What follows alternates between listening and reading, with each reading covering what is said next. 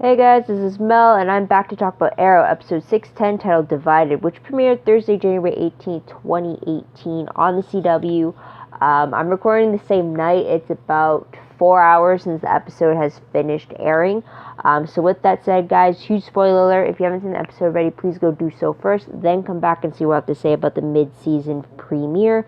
Otherwise, my other video reminders are up on screen. Take a moment to remind yourselves of those. I'm going to try to do this in 10 minutes, so let's start the clock and let's begin with what happened in this episode. So timeline-wise, it's 5 weeks since episode 609, the previous episode. Dina Drake has mentioned that she has not been Black Canary in 5 weeks. So that's when she left the team at the end of 609. So pretty much as long as the hiatus has been for the winter break, that's pretty much how long it's been for the characters of the show. So episode reminders of the fact that I'm going to call it a breach in security being the main issue here. So we'll leave it at that. Episode breakdown, I figured it being 3 different storylines kind of brought together. 2 of them are intertwined with each other. So first one being Kate and James wanting the Bertinelli docks business.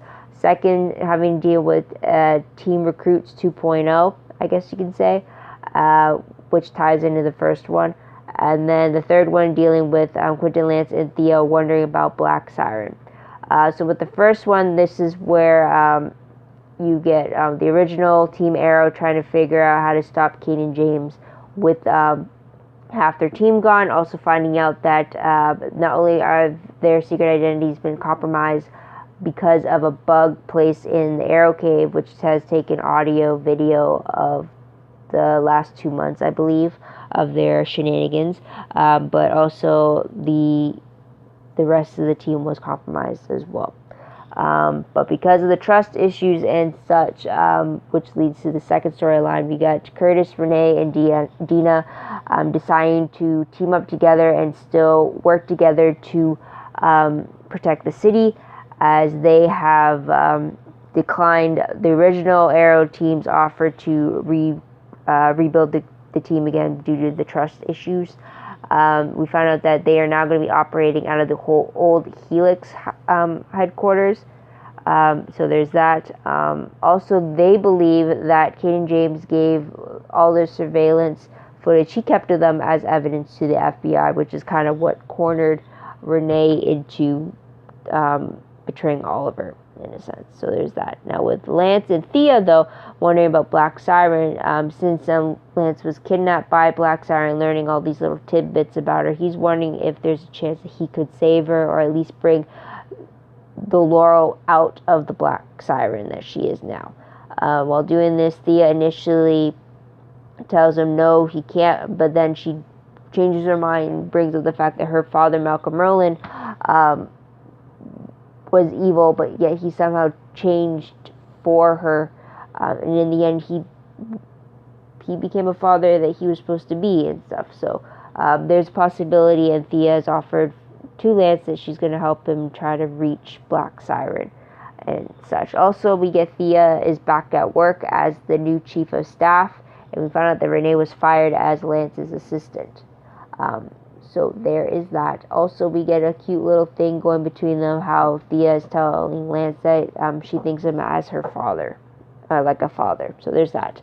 No flashbacks in this episode, but so let's move on to last moments, being Diggle's tremors stopping after the Curtis's latest chip development is implanted by Felicity.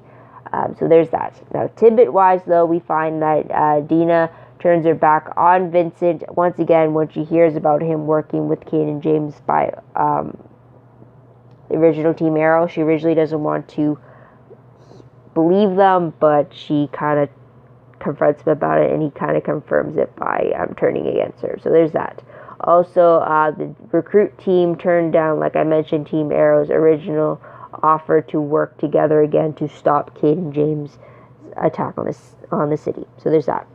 Moving on to the most shocking moment of the episode, I'd have to say it was how Kate and James was gaining more power and more control over the city.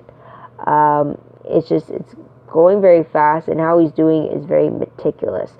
And I'm a little surprised that none of the other crime organizations that he's kind of recruited haven't turned against him. Like, what makes him so powerful against them? I mean, it's not the, he doesn't have the muscle, so what is it? So there's that. Moving on to top 3 favorite moments, though, I would have to say the last scene of the episode has to be one of my favorites. It's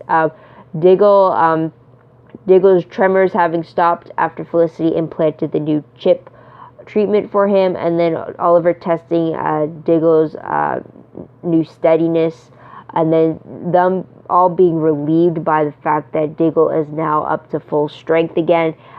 He's not compromised in any way physically, so it was just great to see these 3 get a win this episode, and just having the original 3 dynamic again. I really like that. It was really great to see them excited for something again, and I'm wondering just what this chip is going to let Diggle be able to do. He was definitely, it seemed like he was a lot faster in that hand. Don't know if that's just because we see the tremor and then all of a sudden without it, but I can't wait to see how that progresses. Another favorite of mine of the episode was Oliver's constant belief that him, Felicity, and Diggle can handle anything together as long as they stick together. It was fantastic. There was no wavering of any kind, no doubts. While he has reservations about his newer recruits having turned on him or having lost his trust and faith, the fact that he still believes and trusts and has faith in Felicity and Diggle after so long, I really like that. It was just something that you just can't change Oliver's mind about, so it was great. And then another favorite of mine for the episode just has to be the storyline between Thea and Quentin Lance. Yes, it's not part of the major storyline, but it was just interesting to see that father-daughter dynamic between them, how they have support for each other, and just how they are now determined to kind of reach out to someone they believe can still be saved, even though time and time again they have tried to go against them. I'm curious as to whether or not they'll pull it off and bring Black Siren to their side, or if ultimately she's just too bad to the core, but we'll have to wait and see about that. Moving on to top 3 peeved moments. First one being Caden James and his growing army. He's just really starting to annoy me, and it kind of sucks that, if you think about it, it was Felix who had released Caden James, so it's just like, they keep bringing... The villains that target the city is always somehow connected, or their creation is always somehow connected to the Arrow team, which just sucks. So that's a peeve right there. Another peeve as well is just the team recruits, as I'm calling them. That is Dina, Curtis, and Renee.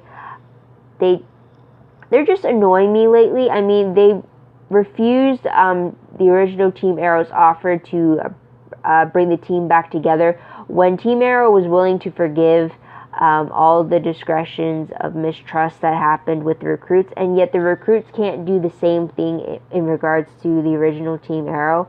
I mean, that's what pisses me off, because, I mean, first off, Renee ultimately betrayed Oliver by outing him as the Green Arrow. That is the reason why they shouldn't trust Renee, and rightfully so. And then it was Dina having these secret conversations with Vincent, who is Vigilante, who is someone they've been trying to capture. So her letting him go and all that is a reason for them not to trust her or her judgment. So that's something right there that the original Team Arrow has to question as well.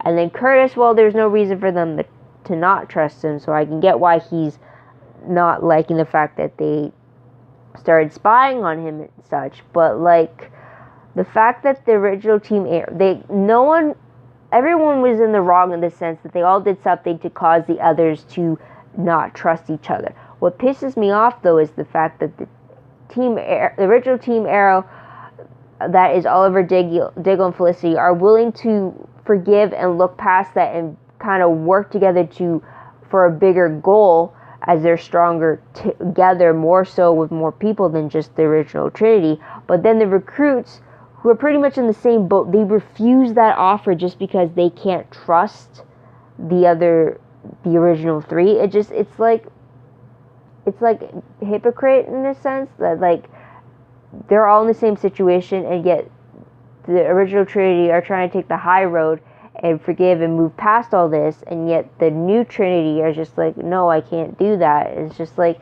it pisses me off that one half is willing to make that step and the other half isn't, when they've all pretty much are in the wrong for the same thing, if that makes sense. So that was a huge peeve of mine right there.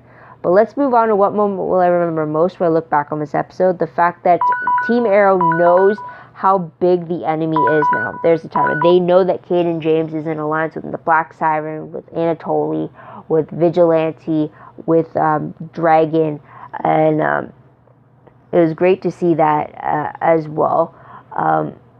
Or great to see them in the know, as we as the audience just find out at the end of the previous episode. So now it's great that the Arrow team is all caught up and everything like that.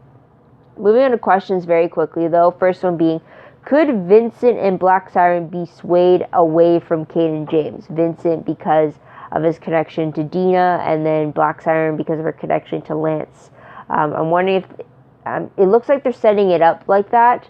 Maybe having them struggle with the humanity within them, or their past ties trying to pull them back. So I'm wondering if that's going to be something there. Second question is Oliver going to call in some favors to grow his own team? Is he going to expand on just him and Diggle being in the field? I mean, when I kept seeing the trailer for this episode and how the team was divided and it's only Oliver in the field, I kept wondering, okay, is he going to call up Deathstroke? Is he going to bring in Slade Wilson to help him out? Is he going to call back Roy Harper to help bring up the team? And then originally I thought maybe Thea, but then she commented in this episode how she wasn't ready to be Speedy again, so there's that. Now I'm wondering if he's going to call in Nisa Al Ghul to help out. I wonder if he's going to call in Tatsu because she's still alive. Anyone from his past, is he going to call up to kind of help him in the field in that moment? So there's that. I truly think if he calls up people from Team Arrow, maybe things would be a lot quicker or faster to take down Caden James with at least that metahuman help in some way. But I don't know. I'm wondering if Oliver's going to call in some familiar faces to help be his backup, because it definitely can't be him and Diggle doing it all, even though they've done it before. But if you have an army to fight against, you need an army yourself. So there's that. Like the League of Assassins.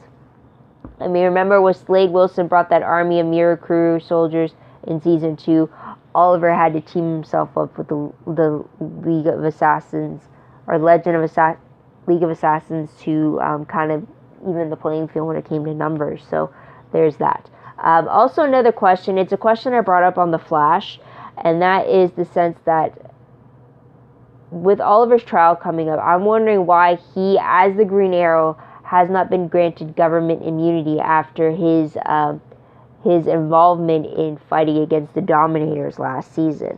The same thing with Barry over in The Flash. Why isn't he as the Flash given immunity over a bunch of legal issues and stuff like that? So I'm wondering why haven't any of the superheroes involved in saving the world from the Dominators, who were recognized by the new president for their efforts to save the world? Why hasn't that recognition helped them later on when it came to fighting against law enforcement or fighting against any convictions of being wrongdoing vigilantes? I'm just wondering why that hasn't been brought up. So anyways, moving on to predictions. First off, let's go with the promo for 6/11. It shows that Caden James is wreaking havoc among the city. It looks like William and his classmates could be in danger from it. Based off the synopsis for the episode, it reads that Caden James ups the ante by launching his plan to take control of every aspect of the city.